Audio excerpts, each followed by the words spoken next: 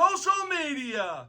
Man, what a week last week was. From exciting football games to seasons coming to an end. The madness that October gives us will never end. Let's get into today's episode. No Mercy Sports coming at you, baby!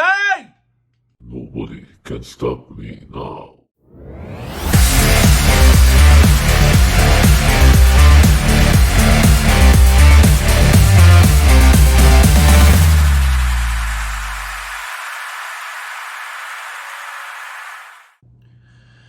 Oh boy, oh boy. Last week I said there's nothing quite like October baseball. The atmosphere just hits differently for some reason. I don't know why. While some of the picks that I made didn't exactly come to fruition, that's still not stopping me from talking about what happened in specific series last weekend. Now, it sucks that the Phillies swept the Cardinals to move on to face the Braves in one of two NLDS series. However, another team isn't getting off so easily, as the Mets, who would lose to the fucking Padres and be eliminated. Let's recap here real quick. The Mets spent 175 fucking days in first place in the NL East. Fast forward to the end of the season, and the Braves take over the NL East. Okay, cool. No big deal, as the Mets still have a spot in the playoffs and didn't finish with a losing season unlike last year. Last week I said the Mets would sweep the Padres because despite being down one superstar, being Fernando Tatis Jr., I really couldn't see San Diego going past the wild card. But I'm not talking about the Padres. No. I'm talking about the Mets, who fucking blew it this year. You had everyone and their mamas convinced you were going to run away with the fucking East and be serious contenders for the World fucking Series. You haven't delivered another World Series since 1986, and you still won't deliver a World Series anytime fucking soon. Jesus Christ. Ladies and gentlemen, both this year and last year sum up the organization that is the New York fucking Mets. I don't know how another team is going to be able to top in one game what the Mets did in 2 weeks. Oh wait, there is another team. Strap yourselves in, everyone. This is sure to be a good one. Now we all know the Atlanta Falcons blowing a 28-3 lead in the Super Bowl in 2016. Since then, we've seen it happen numerous times. Hell, the Warriors blew a 3-1 fucking lead in the 2016 NBA Finals. In the second game of a 3-game series between Toronto and the Seattle Mariners, the Blue Jays would find themselves up 8-1 going into the top of the 6th. Then it happened. Slowly but surely, the Mariners would chip away at the lead, scoring 4 runs in the 6th to be down 8-5. The Blue Jays would get one run in the 7th and go up on the Mariners 9-5. Seattle wouldn't slow down their momentum anytime soon and scored another 4 runs in the 8th to tie the game at 9. You can already guess what happened next. Seattle would score another run in the 9th to go up 10-9 and win the game to move on to face the Astros. Hey, Toronto, what the fuck? You idiots blew it. You blew it so bad you should change your logo to the Atlanta fucking Falcons. You idiots had an 8-1 lead and couldn't deliver the nail in the fucking coffin to force a game 3 for the series. Oh, but you know what?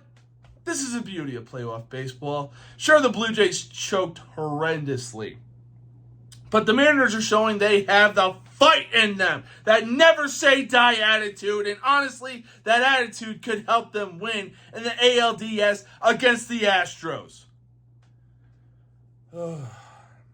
Let's move on, shall we? I feel like I'm going to blow a fucking gasket, because it's not like the Blue Jays actually had a winning shot at winning the World Series this year.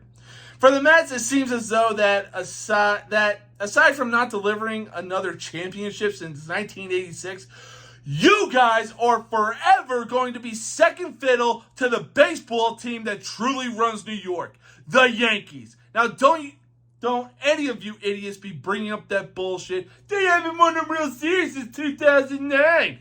For starters, they still have more championships than the fucking Mets. Next, the Yankees wouldn't have an imploding season like the Mets have had recently. For crying out loud, both this year and last year sum up the Mets organization.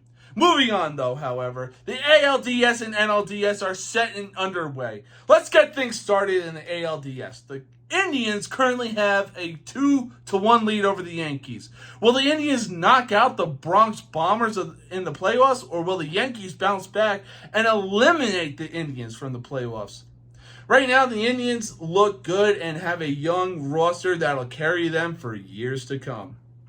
Right now, after Aaron Judge had one of, if not the best, offensive seasons in baseball, has gone 0 for 8 in plate appearances. If this continues for the Yankees, Judge's season will be for nothing and the Indians will move on to the ALCS.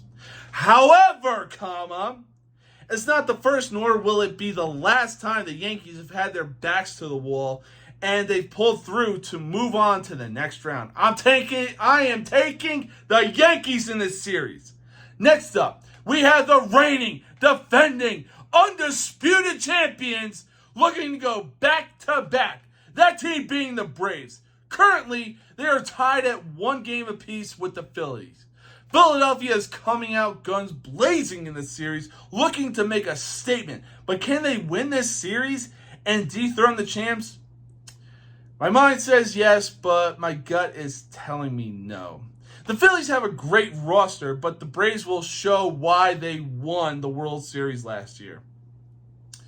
A series I'm looking forward to. Dodgers versus Padres. In the last episode, I mentioned how the Dodgers have never been able to win a World Series since 2013. Like I said last time, numbers never lie, and I'm taking the Padres to win this series and move on to the NLCS. Now, a team that I said could be the dark horse in the playoffs, the Seattle Mariners. Granted, they are currently down 2-0 to the Astros right now, but this is what playoff baseball is all about. As much as I want to pick the Astros to move on to the ALCS, I say the Mariners bounce back and take the series. Woo! It's that time again. Time to make some football predictions, baby! Oh, man. To get things started, we have 10-ranked Penn State going into the big house in Ann Arbor to take on 5-ranked Michigan. This is sure to be a defensive game, but ultimately, go blue. Go blue. Moving on, we have Auburn facing off against 9th-ranked Ole Miss. Despite getting their asses handed to them, courtesy of Georgia, the trend will continue as Ole Miss gets the win handily. You know, I honestly thought that Kansas would keep the trend going and beat TCU last week. What a game that was. Holy shit. But for this week, they are taking on Oklahoma, who got their asses kicked courtesy of Texas. I'm going to get to you fuckers in a second. For now, Kansas gets the dub over Oklahoma. Oh my fucking God. So Texas, y'all motherfuckers want to start winning when I pick against you, you stupid fucking idiots? I fucking bet, say less, bitches. The fucking trend continues when you idiots lose to Iowa fucking State. Hordes fucking down. It's a fucking miracle because Illinois has cracked the top 25 and is ranked 24th as they take on Minnesota, who's also 4-1 but unranked. This is sure to be a great game, but I'm taking the Fighting Illini. Now, after looking up what the fuck a Chanticleer is and seeing they're 6-0 and unranked has got to be damn blasphemous. Undefeated Coastal Carolina takes on Old Dominion, and the Chanticleers will remain undefeated after that game. Hey, Georgia, nice to see you pig fuckers ranked number 1 again. I guess you idiots decided to pull your heads out of your asses and show the country why you're the reigning, defending, undisputed national champions. Now, before the Auburn game, you let your opponents, Kent State and Missouri, score a combined 44 fucking points. Again, though, nice to see that you pulled your head out of your fucking asses and decimate fucking Auburn 42-10. You idiots better do the same thing to fucking Vanderbilt if you want to stay number one. Oh, shit! Here's a game that's sure to be interesting for sure, as third-ranked Alabama takes on sixth-ranked Tennessee. This is sure to be a shootout without question. Now, normally when it comes to college football, the team you never bet against is Alabama. But given the season that the Volunteers have been having and the way they look right now, this game could be closer than Alabama's game against Texas A&M. I'm taking a chance right now and going to pick the Volunteers over the Crimson Tide. Holy shit! Oklahoma State has cracked the top fucking 10. Putting that aside, it's sure to be a great game between them and 13th ranked TCU. However, despite a good game, I'm taking TCU in this one. Hey, honey, can you come in here and bitch slap me real quick? Why? Well, it's because Syracuse is ranked 18th, and I want to make sure I'm both not dreaming and not seeing things. How in the blue fucking hell is Syracuse ranked? They're mostly known for being a basketball school, and they're ranked 18th in football? Whatever, I'm taking 15th ranked NC State against the Orange. Lord have fucking mercy. James Madison cracked the top 25. It's about fucking time. Jeez, granted they're in the FBS for the first time this year, but for so long they've been playing in the FCS. Now they're showing the FBS what they're made of this year. Currently they're undefeated, and it will stay that way after they beat Georgia Southern. Oh man, here's a good game that's sure to be a good one. Fourth-ranked Clemson takes on Florida State. The Seminoles have had some battles against the likes of LSU, Purdue, and NC State. However, they will be on a 3-game losing streak after their game against Clemson. Ooh, ouch. Kentucky took a serious hit in the rankings after losing to both Ole Miss and South Carolina. Now they find themselves hanging on to a thread in the rankings sitting at 22. On the other hand, Mississippi State has been surging lately, being on a 3-game winning streak. I want to say this will be a close one, but Mississippi State will continue to stay hot and beat Kentucky. Oof, my goof. Kentucky isn't the only team that took a hit in the rankings, as Utah is currently ranked 20th after their loss to UCLA. However, their game against the University of Spoiled Children should help them get a higher ranking. Get this. Both teams have played against Oregon State.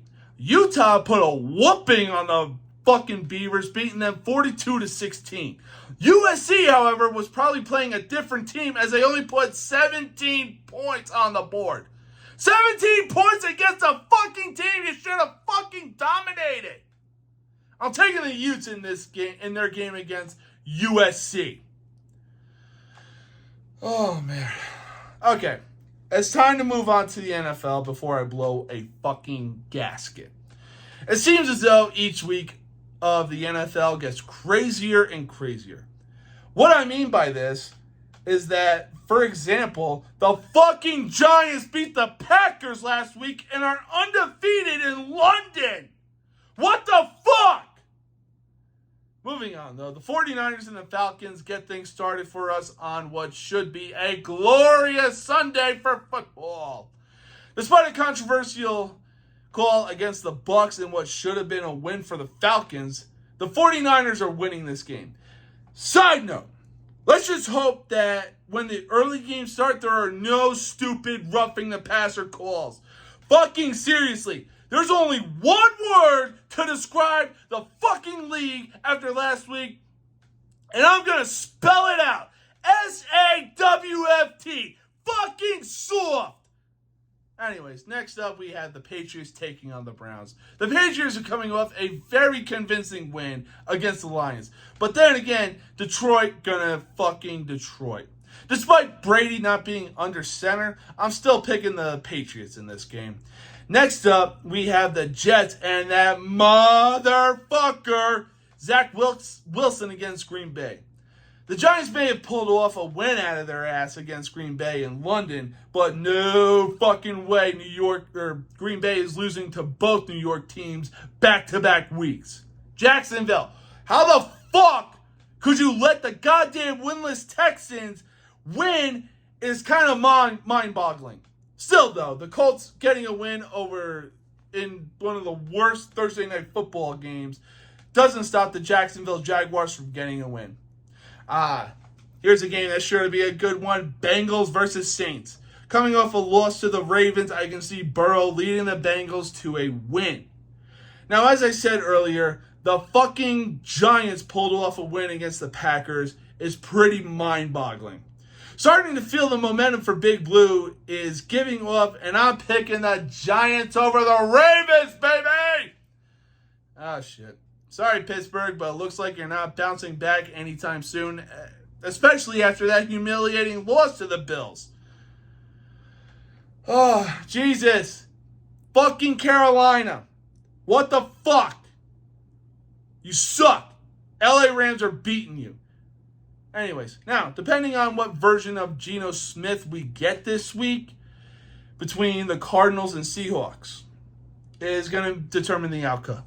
If we get the good version of Geno, the Seahawks walk away with the win. If we get the crappy version of Geno, Arizona gets the win.